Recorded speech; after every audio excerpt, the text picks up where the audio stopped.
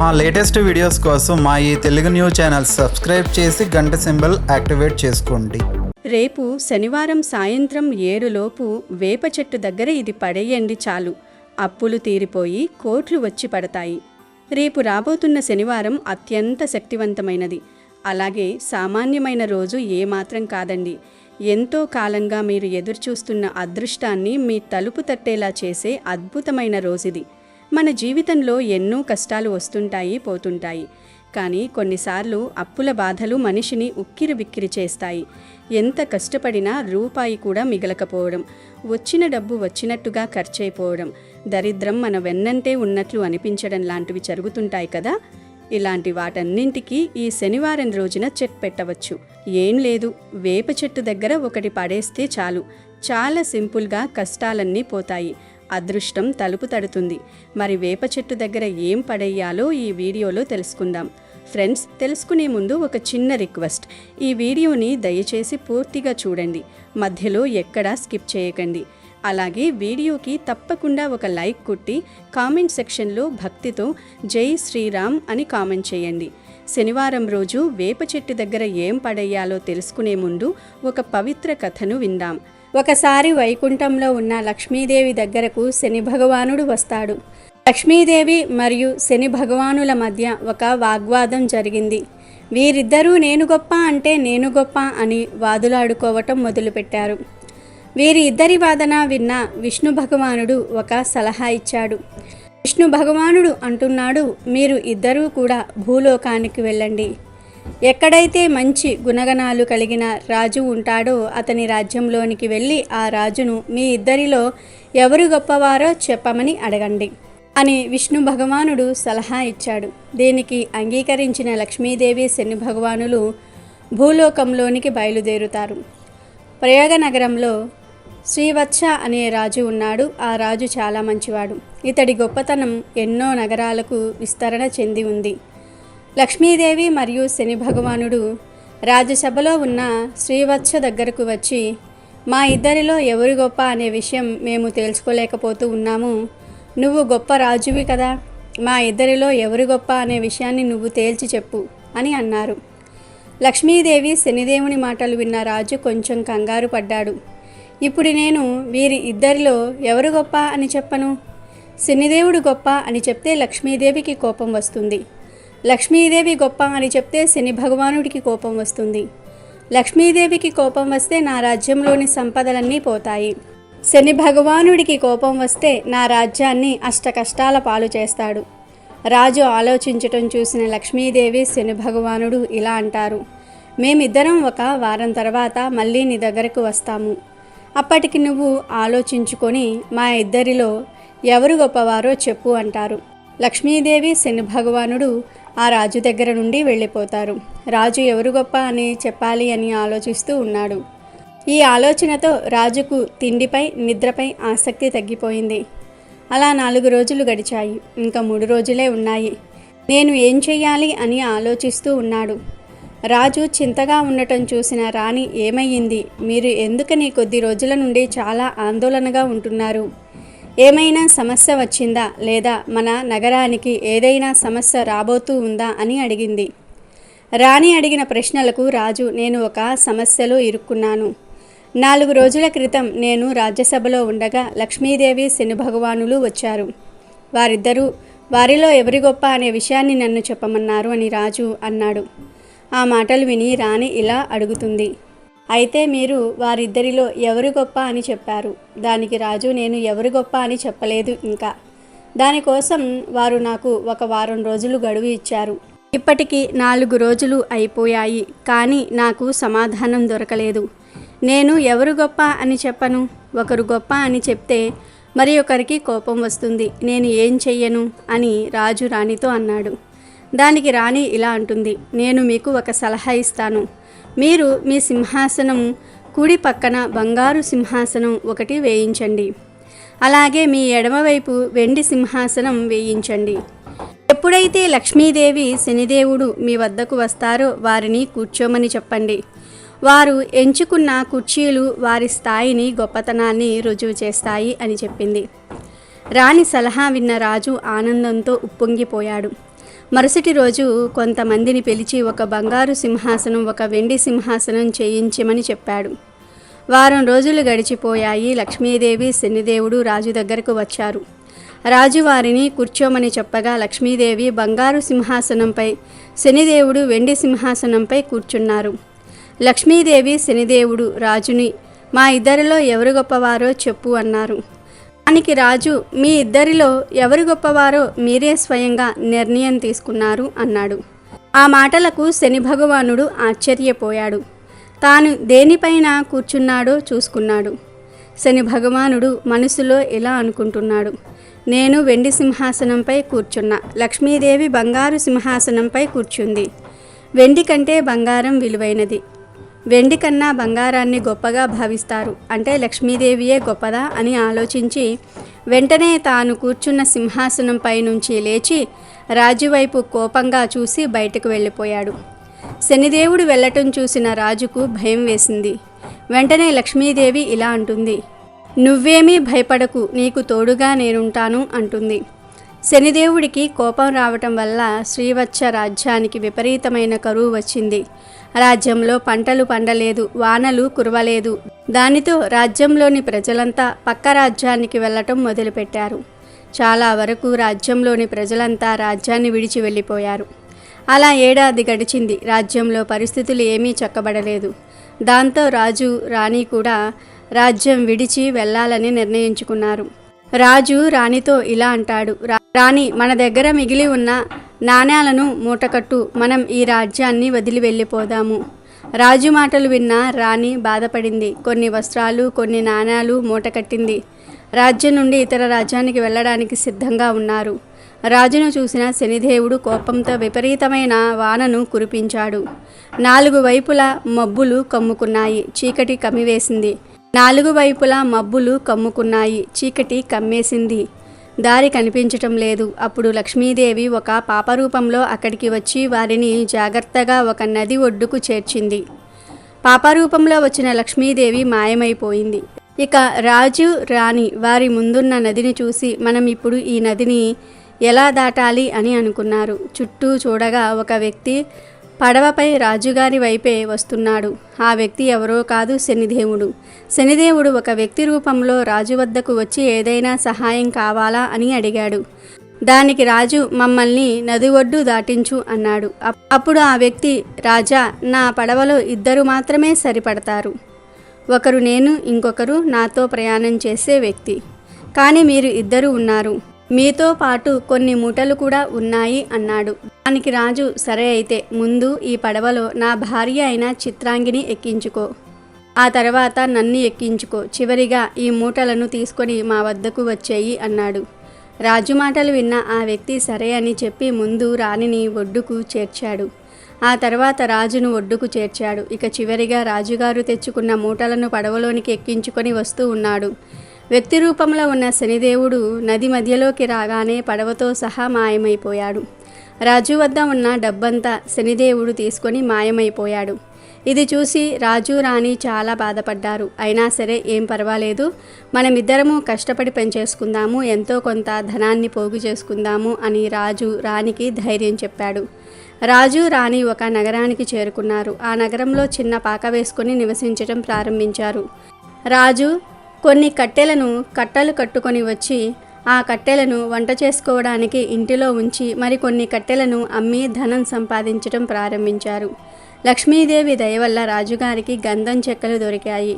ఆ గంధం చెక్కలను అమ్మి రాజు చాలా ధనాన్ని పోగు చేశాడు. రాజు, రాణి 2 సుఖంగా జీవించటం ప్రారంభించారు. రాజు ఆనందంగా ఉండటం చూసిన శనిదేవుడు రాజు ఆనందాన్ని ఎలా చెడగొట్టాలి అని ఆలోచిస్తూ ఉన్నాడు. ఇది ఇలా ఉండగా రాజు నివసిస్తున్న రాజ్యంలో గంధపు చెక్కలను ఒక ప్రాంతం నుండి ఇంకొక ప్రాంతానికి తీసుకుని వెళ్ళడానికి ఒక వ్యాపారి ప్రతిరోజు నావలో ప్రయాణం చేస్తూ ఉండేవాడు. ఒకరోజు శనిదేవుడు ఆ వ్యాపారి నావను ముందుకు వెళ్లకుండా ఆపేశాడు.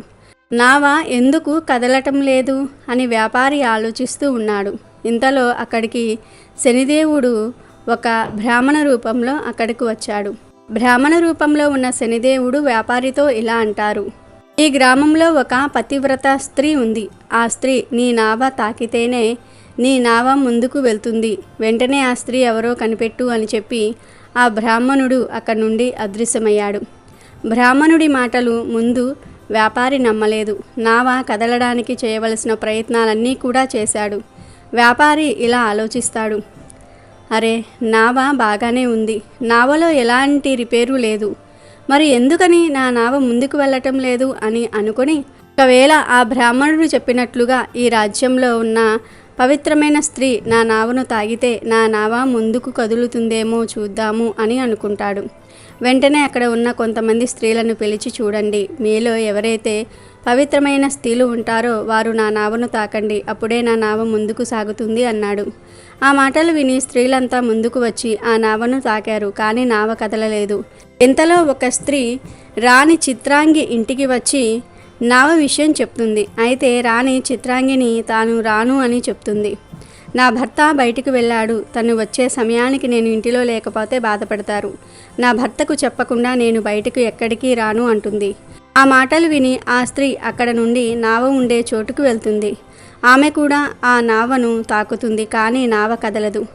ఏంటి, ఈ రాజ్యంలో నా నావను ముందుకు నడిపే ఒక్క స్త్రీ కూడా లేదా అని బాధపడతాడు. అప్పుడు ఒక స్త్రీ ఇలా అంటుంది, ఒక స్త్రీ ఇంకా రాలేదు, తన భర్త కట్టెలు కొట్టడానికి వెళ్ళాడంట, తను తన భర్త చెప్తే గాని ఇల్లు కదిలి రాను అంది. వెంటనే ఆ వ్యాపారి, దయచేసి మీరు ఒక్కసారి ఆమె వద్దకు వెళ్ళి మళ్ళీ ఈ విషయం గురించి చెప్పండి, ఆలస్యమైతే నా వ్యాపారం దెబ్బతింటుంది అని అంటాడు. ఆ స్త్రీ రాణి చిత్రాంగిని దగ్గరకు వెళ్ళి, నావ దగ్గరకు నువ్వు ఒక్కదానివే రాలేదు, నువ్వు తాకితే గాని ఆ నావ కదిలేలా లేదు అంటుంది. ఆ మాటలు విన్న రాజు రాణిని, ఏంటి నువ్వు తాకితే తప్ప నావ కదలదా అన్నాడు. అప్పుడు రాణి, అదేమీ నాకు తెలియదు, మీరు ఇంట్లో లేనప్పుడు ఒక స్త్రీ వచ్చి నన్ను ఆ నావ దగ్గరకు రమ్మని చెప్పింది, నేను నా భర్త ఇంటిలో లేరు, రాను అన్నాను, అంతే అంది. దానికి రాజు, ఒకవేళ నిజంగానే నువ్వు ఆ నావను తాకితే ఆ నావ కదిలితే ఆ వ్యాపారికి మంచి జరుగుతుందేమో అంటాడు రాజు. దానికి రాణి, అదేమీ నాకు తెలియదు, నాకు అక్కడకు వెళ్ళటం ఇష్టం లేదు అంటుంది. దానికి రాజు, చూడు, నువ్వు ఒకప్పుడు రాణివి, రాణి తన రాజ్యంలో ప్రజలు కష్టంలో ఉంటే చూస్తూ ఊరుకోదు కదా, కాకపోతే ఇప్పుడు నీ స్థాయి మారింది అంతే, కానీ నువ్వు ప్రజలు కష్టంలో ఉంటే సాయం చేయాలి అని రాజు రాణికి నచ్చజెప్పి ఆ నావ వద్దకు తీసుకుని వెళ్తాడు. నావలో ఉన్న వ్యాపారి రాణి చిత్రాంగిని చూసి ఆమె అందానికి ముగ్ధుడై ఆమెను తనతో తీసుకుని వెళ్ళాలని అనుకుంటాడు. రాణి నావపై చెయ్యి వేయగానే నావ కదిలింది. అది చూసి రాజు, అక్కడ ఉన్న ప్రజలు ఆశ్చర్యపోయారు. కొంత సమయానికి ప్రజలు అక్కడి నుండి వెళ్ళిపోయారు. రాజు, రాణి, ఆ వ్యాపారి మాత్రం అక్కడ ఉన్నారు. వ్యాపారి వారికి కృతజ్ఞతలు చెప్పాడు, కానీ ఆ వ్యాపారి బుర్రలో ఒక చెడు ఆలోచన వచ్చింది. వెంటనే రాజును వెనక్కి తోసి రాణిని నావలో ఎక్కించుకొని చాలా దూరం వెళ్ళిపోయాడు. రాజు చూసేసరికి నావ చాలా దూరం వెళ్ళిపోయింది. రాజు చాలా బాధతో గట్టిగట్టిగా రాణిని పేరుతో పిలిచాడు. అక్కడ రాణి కూడా రాజును పిలుస్తూ ఉంది, కానీ ఏం లాభం లేదు. తరువాత రాణి చిత్రాంగిని ఆ వ్యాపారస్తుణ్ణి కోపగించుకొని సూర్య భగవానుని ప్రార్థించింది. నాకు కురీపు రూపాన్ని ఇవ్వు, నేను నా శరీరాన్ని ఎవరికీ ఇవ్వను, సూర్య భగవానుడు నా శీలాన్ని కాపాడండి అని గట్టిగా సూర్య భగవానుణ్ణి ప్రార్థించింది.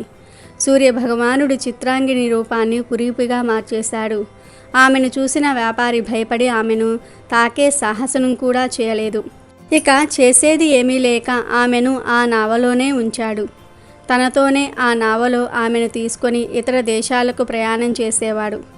ఇక రాజు విషయానికి వస్తే, భార్యను పోగొట్టుకున్న రాజు తనకు ఉన్న ఆస్తినంతా వదిలేసి ఒక ఆశ్రమానికి వెళ్ళి అక్కడ ఉన్న సాధువులకు, గోవులకు సేవ చేస్తూ ఉన్నాడు. గోవులకు ఆహారం పెడుతూ ఉన్నాడు.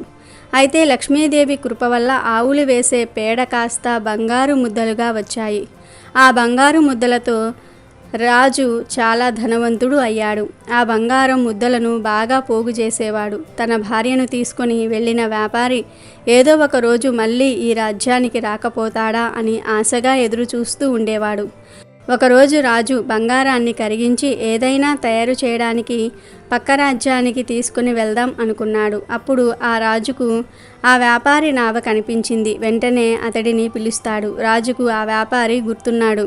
కానీ రాజు ముసుగు వేసుకొని ఉండటం వల్ల వ్యాపారి రాజును గుర్తుపట్టలేదు. వ్యాపారి రాజు వద్దకు రాగానే రాజు ఇలా అంటాడు, అయ్యా, నన్ను ఆ ఒడ్డుకు చేర్చండి. నా వద్ద చాలా బంగారం ఉంది. నేను దీనిని కరిగించి నా భార్యకు మంచి ఆభరణం చేయిస్తా అని చెప్పి బంగారు ముద్దలు ఉన్న మూటలను చూపిస్తాడు. బంగారంపై ఆశపడిన వ్యాపారి రాజును నావలోకి ఎక్కించుకుంటాడు. రాజు రాణిని వెతికే పనిలో ఉండగా వ్యాపారి వెనక నుండి వచ్చి రాజును నీటిలోనికి తోసేస్తాడు. నీటి శబ్దం విన్న రాణి బయటకు చూసింది. రాజు నీటిలో పడిపోవటం చూసిన రాణి నావలో ఉండే గాలి తలగడను రాజుకు అందేలాగా విసిరింది. రాజు ఎలాగోలా ఒడ్డుకు చేరుకున్నాడు. అక్కడ ఉన్న కొంతమంది ప్రజలు శ్రీవత్స రాజును, మీరు ఎవరు, ఎలా ఈ నీటిలో కొట్టుకుని వచ్చారు అని అడుగుతారు. అప్పుడు శ్రీవత్సరాజు, నేను నాకున్న సర్వస్వాన్ని కోల్పోయాను అంటాడు. అప్పుడు ప్రజలంతా కలిసి ఆ రాజ్యపు రాజు వద్దకు శ్రీవత్సరాజును తీసుకుని వెళ్తారు. శ్రీవత్సరాజు ఆ రాజ్యపు రాజును చూసి ఇలా అంటాడు, అయ్యా, నాకు మీ రాజ్యంలో ఏదో ఒక పని ఇప్పించండి అంటాడు. ఆ మాటలు విన్న రాజు శ్రీవత్సను పూలమాలిగా నియమిస్తారు. శ్రీవత్సరాజు పూలమాలిగా ఉంటూ చుట్టూ ఉన్న పూల మొక్కలను, చెట్లను అందంగా పెంచటం ప్రారంభించాడు. రాజుకు ఒక కూతురు ఉంది. ఆమె అలంకరణ కోసం తోటలో నుండి కొన్ని పూలను దండగా గుచ్చి ఆమెకు పంపేవారు. అయితే ఒకరోజు రాజు కూతురు తన చెలికత్తెలతో ఇలా అంటుంది, ఈ మధ్య నాకు వచ్చే పూలమాలలు చాలా అందంగా ఉంటున్నాయి. ఎవరు వీటిని ఇంతగా అందంగా కడుతూ ఉన్నారు అని రాణి అడుగుతుంది. ఆ మాటలు విన్న చెలికెత్తెలు, యువరాణి గారు, రాజుగారు కొత్తగా ఒక పూలమాలని ఏర్పాటు చేశారు. ఆయనే ఈ పూలమాలను తయారు చేస్తూ ఉన్నారు అంది. ఆ మాటలకు యువరాణి ఆ తోటమాలిని చూడడానికి వస్తుంది. పూల మొక్కలలో ఉన్న శ్రీవత్స అందాన్ని చూసి యువరాణి అతనిని భర్తగా పొందాలని కోరుకుంటుంది. ఈ విషయాన్ని నేరుగా తన తండ్రి గారికి చెప్తుంది. రాజు అయిన తన తండ్రి గారు శ్రీవత్సను చాలా కాలంగా చూస్తూనే ఉన్నారు. ఆయన ప్రవర్తన సామాన్య ప్రజలుగా లేదు. ఒకప్పుడు రాజుగా చేసిన వాడిగా లేదా రాజ్య సభలో ఒక వ్యక్తిగా కనిపిస్తూ ఉన్నాడు. ఏదైతే అది అయింది, నీ సంతోషమే నా సంతోషం అని యువరాణితో చెప్పి శ్రీవత్సరాజును పిలిపించాడు. యువరాణి నిన్ను పెళ్లి చేసుకోవాలని అనుకుంటుందని చెప్పాడు. దానికి శ్రీవత్సడు, నేను యువరాణిని పెళ్లి చేసుకునే స్థాయి లేనివాడిని. అయినా నాకు ముందే పెళ్ళయింది. నేను తనను కోల్పోయాను, నా ధనాన్ని కోల్పోయాను అని చెప్పాడు. కానీ తాను ప్రయాగ నగరానికి రాజు అని చెప్పలేదు. యువరాణి శ్రీవత్స కథ విని, అయినా పర్వాలేదు, నేను మిమ్మల్నే పెళ్లి చేసుకుంటాను అని చెప్పింది. శ్రీవత్స కూడా ఒప్పుకుంటారు. యువరాణి మరియు శ్రీవత్స ఒకరోజు రాజ్యభవనం పైన ఉండగా రాజుకు నావలు కనిపించాయి. ఆ నావలను ఎవరు, ఎక్కడికి, ఎలా పంపిస్తున్నారు అని రాజు యువరాణిని అడుగుతాడు. అప్పుడు రాణి, నావలను ఇతర ప్రాంతాలకు, దేశాలకు రవాణా కోసం పంపుతాము. అక్కడ ఒక వ్యక్తి ఉంటాడు. తానే నావలో వచ్చే ప్రతి వస్తువును చూస్తూ నావ ఎక్కడికి వెళ్ళాలో చెప్తాడు. ఆ మాటలు విని రాజు, నావకు సంబంధించిన పనిలో ఏదైనా పని నాకొకటి చూడమని మీ తండ్రి గారితో చెప్పు అంటాడు. ఆ మాటలకు రాణి నవ్వి, చూడండి, ఇదంతా మీ సొంతం. మీరు మీకు నచ్చింది చేయండి. నావలు ఉండే ప్రదేశానికి వెళ్ళి మీకు నచ్చిన పనిని చేసుకోండి. కానీ ఒక విషయం గుర్తుపెట్టుకోండి, మీరు ఇప్పుడు నా భర్త, ఈ రాజ్యానికి యువరాజు.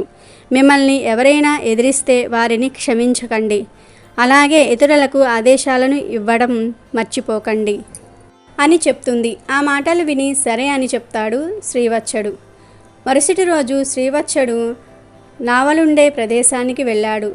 తన భార్యను మరియు బంగారాన్ని దొంగిలించిన వ్యాపారి కోసం ఎదురు చూడసాగాడు.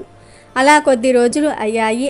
ఆ వ్యాపారి నావపై రావటం చూసిన శ్రీవత్సడు అక్కడ ఉన్న పనివాళ్లను పిలిచి ఆ వ్యాపారిని తన వద్దకు తీసుకురమ్మని చెప్పారు. వెంటనే శ్రీవత్సడు ఆ వ్యాపారిని పట్టుకుని రాజు వద్దకు తీసుకుని వెళ్ళి, అతనే నా భార్యను, నా బంగారాన్ని దొంగిలించాడు అని చెప్పాడు. కానీ వ్యాపారి అదంతా అబద్ధమని నమ్మబలికాడు. అప్పుడు శ్రీవత్సడు, తన నావలో నా బంగారు ముద్దలు ఉన్నాయి. అవి ఒకదానికి ఒకటి చిక్కుకుని ఉంటాయి. వాటిని నేను తప్ప ఎవ్వరూ తీయలేరు. రాజు వెంటనే ఆ బంగారు మూటలను తెప్పించాడు. ముందుగా వ్యాపారికి ఇచ్చి వాటిని చిక్కు తీయమన్నాడు. ఓస్, అదెంత పని అయినా ఇవి నా బంగారు ముద్దలు, నాకు తెలియదా వీటిని ఎలా తీయాలో అని పలికాడు. వ్యాపారి ఎంత ప్రయత్నించినా వాటిని తీయలేకపోయాడు. తర్వాత రాజు శ్రీవత్సడుడికి బంగారాన్ని ఇవ్వమన్నాడు. శ్రీవత్సడు క్షణాల్లో ఆ బంగారాన్ని విడివిడిగా చేసి చూపించాడు. రాజు ఆ వ్యాపారిని జైల్లో వేయించాడు. అలాగే అతని నావలో ఇంకా ఏమేమి ఉన్నాయో చూసి వాటిని బయటకు తీసి నావను ఇతరులకు అప్పగించండి అని చెప్పాడు. రాజ్యసభలో ఉన్న కొందరు ఆ నావను బాగా తనిఖీ చేశారు. రాజ్యసభలోకి కురీపు రూపంలో ఉన్న చిత్రాంగిని తీసుకుని వచ్చారు. శ్రీవత్సడు ఆమెను చూసి, ఈమె నా భార్య చిత్రాంగి, నీకు ఏమయ్యింది? నువ్వు ఎందుకు ఇలా కురీపిగా తయారు అయ్యావు అంటాడు. దానికి రాణి చిత్రాంగి, మీరు భయపడకండి, ఆ వ్యాపారి నన్ను ఏమీ చేయలేడు. నేను సూర్యభగవానుని ప్రార్థించి నా పవిత్రతను కాపాడుకొని నాకు కురీపి రూపాన్ని ఇవ్వమని అడిగాను. నేను మళ్ళీ మామూలుగా మారిపోగలను అని చెప్పి మళ్ళీ సూర్యభగవానుని ప్రార్థించింది. రాణి చిత్రాంగి మునపటి కంటే ఇంకా అందంగా మారింది. రాజు చాలా సంతోషించాడు. యువరాణి వంక చూశాడు. నువ్వేమీ బాధపడకు, నేను ప్రయాగ నగరానికి రాజును. కొన్ని కారణాల వల్ల నేను నా రాజ్యాన్ని కోల్పోయాను. నేను నా మొదటి భార్యను ఎలా అయితే ప్రేమిస్తూ ఉన్నానో నిన్ను అలాగే ప్రేమిస్తాను అంటాడు. రాజు శ్రీవత్సలుడు మాటలు విని, నేను చాలా మంచి అల్లుడిని పొందాను, నాకు చాలా గర్వంగా ఉంది. ఇక నుండి నాకు ఒక కూతురు కాదు, 2 కూతుళ్ళు, చిత్రాంగిని కూడా నా కూతురే. నేను నీకు కొంత ధనాన్ని ఇస్తున్నాను, తిరిగి నీ రాజ్యాన్ని నువ్వు పొందుకో అంటాడు. శ్రీవత్సలుడు తన రాజ్యాన్ని సరిచేసుకొని ఒక మంచి ముహూర్తం చూసుకొని 2 రాణులతో కలిసి శ్రీవత్సలుడి రాజ్యంలో అడుగుపెట్టి సింహాసనాన్ని అధిష్టానం చేశాడు. కొన్ని రోజుల తర్వాత రాజు వద్దకు లక్ష్మీదేవి శనిదేవుడు వచ్చి ఇలా అంటారు. మేము 2 కావాలనే నీ నీతి ధర్మాలను పరీక్షించాము. మా మధ్య ఎటువంటి వాదన జరగలేదు. శనిదేవుడు రాజుతో ఇలా అంటాడు. నేను నీకు ఒక విషయం చెప్తాను, వీటిని అందరూ గుర్తుపెట్టుకోవాలి. శనిదేవుడు అంటున్నాడు, ఏ మనిషి అయితే జీవితంలో ఎన్ని విపత్తులు వచ్చినా సత్యమార్గంలో నడుస్తారో వారు ఎప్పటికీ నాశనం అవ్వరు. అటువంటి వారికి దేవతలు కూడా సహాయం చేస్తారు. అలాగే ఏ మనిషి అయితే అబద్ధాలు ఆడుతారో, తన అవసరాల కోసం ఇతరులను వాడుకుంటారో, అలాంటి వారు ముందు సుఖాలను అనుభవించిన నా ప్రభావంతో కష్టాలను అనుభవించేలాగా చేస్తాను. రాజా, నీవు కష్టకాలంలో ఉన్నప్పుడు ఎవరి వద్ద చెయ్యి చాచలేదు.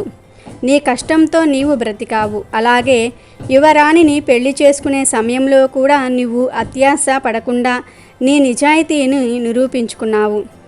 రాజా, నీ నీతి, ధర్మము, సత్యం మార్గం వల్ల నేను చాలా సంతోషాన్ని పొందాను.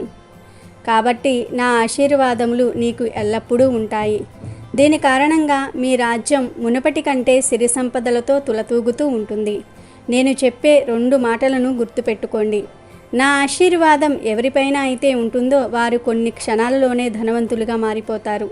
అలాగే నాకు ఎవరైతే కోపాన్ని కలిగిస్తారో వారిని నేను క్షణాలలోనే కటిక పేదవాడినిగా చేసేస్తాను.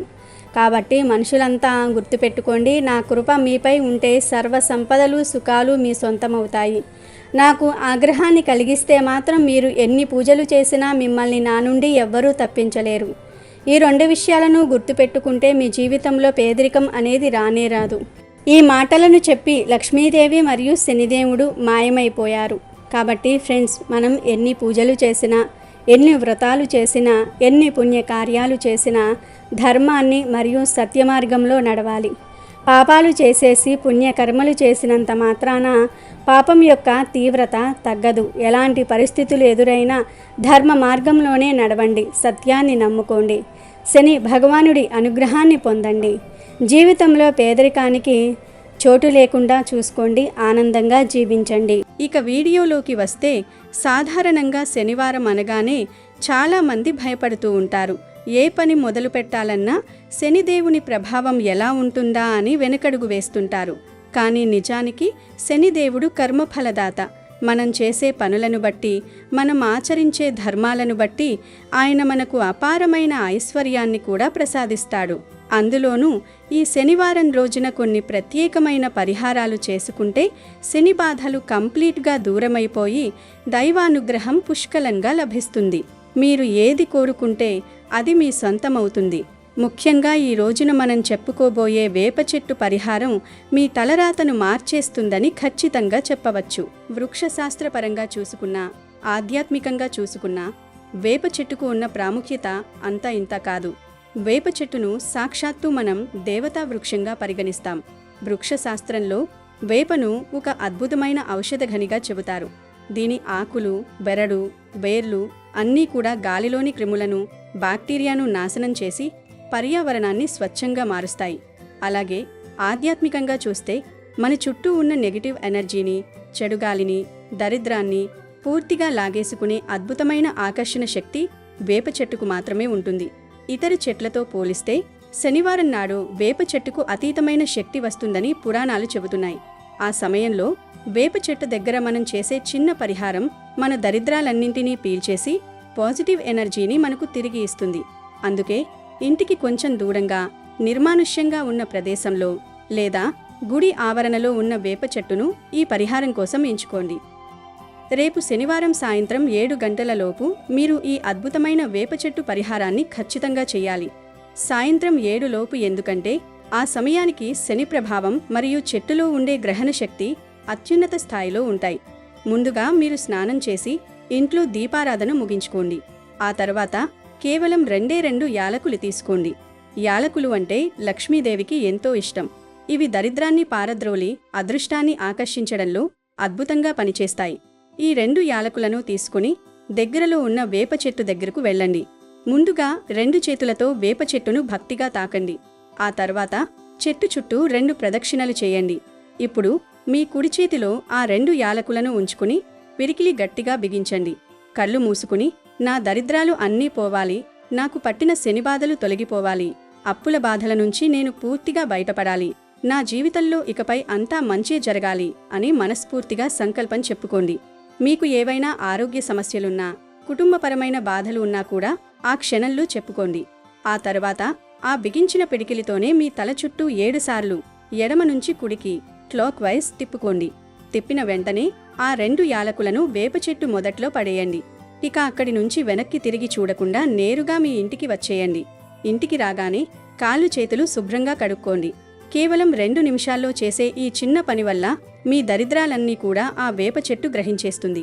అక్కడి నుంచి మీ జీవితంలో అద్భుతాలు జరగడం మీరే కళ్ళారా చూస్తారు. అప్పులు దానంతట అవే తీరిపోయే మార్గాలు మీకు కనిపిస్తాయి. కోట్లు వచ్చిపడే అదృష్టం మీ సొంతమవుతుంది. దీనితో పాటుగా శనివారం రోజున గోమాతను పూజించడం వల్ల విశేషమైన ఫలితాలు లభిస్తాయి. ఆవులో ముక్కోటి దేవతలు కొలువై ఉంటారు. అలాంటి గోమాతకు ఈ రోజున పచ్చగడ్డిని తినిపిస్తే మీరు కోరుకున్న ఉద్యోగం వెంటనే లభిస్తుంది. ఆవు పాదాలకు పసుపు రాసి టమాటాలు తినిపిస్తే మీ ఆర్థిక పరిస్థితులు మెరుగుపడతాయి. తోటకూర తినిపిస్తే ధన సమస్యలు తీరిపోతాయి. వంకాయలు పెడితే మీరు అనుభవిస్తున్న కష్టాలు కడతేరుతాయి. ఆలుగడ్డలు అంటే బంగాళాదుంపలు పెడితే తెలిసి తెలియక చేసిన పాపాలన్నీ నశించిపోతాయి. వివాహం కానివారు, సంతానం లేనివారు బెల్లంతో కూడిన ఏదైనా తీపి పదార్థాన్ని ఆవుకు తినిపిస్తే వారి కోరికలు 100% నెరవేరుతాయి. కనీసం మీ ఇంటి ముందు ఆవు వచ్చినప్పుడు ఒక బకెట్ నీళ్లు పెట్టినా లేదా రొట్టెలు, బియ్యం లాంటివి పెట్టినా సమస్త దేవతల అనుగ్రహం మీకు లభిస్తుంది. అలాగే శనిదేవుని అనుగ్రహం కోసం శనివారం రోజున కాకికి ఆహారం పెట్టండి. కాకి శనిదేవుని వాహనం. ఈ రోజు మీరు ముఖ్యమైన పని మీద బయటకు వెళుతున్నప్పుడు కాకి ఎదురైతే ఓం శనేశ్వరాయ నమః అని మనసులో తలుచుకుని దానికి నమస్కారం చేసి ముందుకు వెళ్ళండి. ఆ రోజు మీరు తలపెట్టిన పని ఖచ్చితంగా విజయవంతం అవుతుంది. అలాగే ఒక గుప్పెడు అన్నం తీసుకుని అందులో నల్ల నువ్వులు కలిపి ఆ ముద్దను చేతిలో పట్టుకుని మీ కష్టాలన్నీ చెప్పుకుని ఆ తర్వాత దాన్ని తీసుకువెళ్లి కాకికి పెట్టండి. ఇలా చేయడం వల్ల శనిదేవుని కరుణ మీపై సంపూర్ణంగా ఉంటుంది. కుదిరితే దగ్గరలో ఉన్న శని ఆలయానికి వెళ్లి నువ్వుల నూనెతో దీపారాధన చేయండి. నవగ్రహాలకు 11 ప్రదక్షిణలు చేయండి. ఈ రోజున ఇనుము, నూనె కొని ఇంటికి తీసుకురాకండి. అలాగే నల్లటి బట్టలు ధరించడం, జుట్టు లేదా గోళ్లు కత్తిరించుకోవడం లాంటివి అస్సలు చేయకండి. అలాగే శనివారం రోజు పెరుగుపాలు నేరుగా తినకూడదు. వాటిలో కొంచెం పసుపు కలిపి తినాలి, లేదంటే దోషం కలుగుతుంది. గనుక మీరు కూడా శనివారం రోజు ఈ పరిహారాన్ని ఆచరించి ఈ నియమాలను పాటించి శుభ ఫలితాలను పొందండి. అమెజాన్లో బెస్ట్ డిస్కౌంట్స్ కోసం వీడియో డిస్క్రిప్షన్లో లింకు ఉంది, చూడండి. అలాగే మా టెలిగ్రామ్ ఛానల్ సబ్స్క్రైబ్ చేసుకోండి.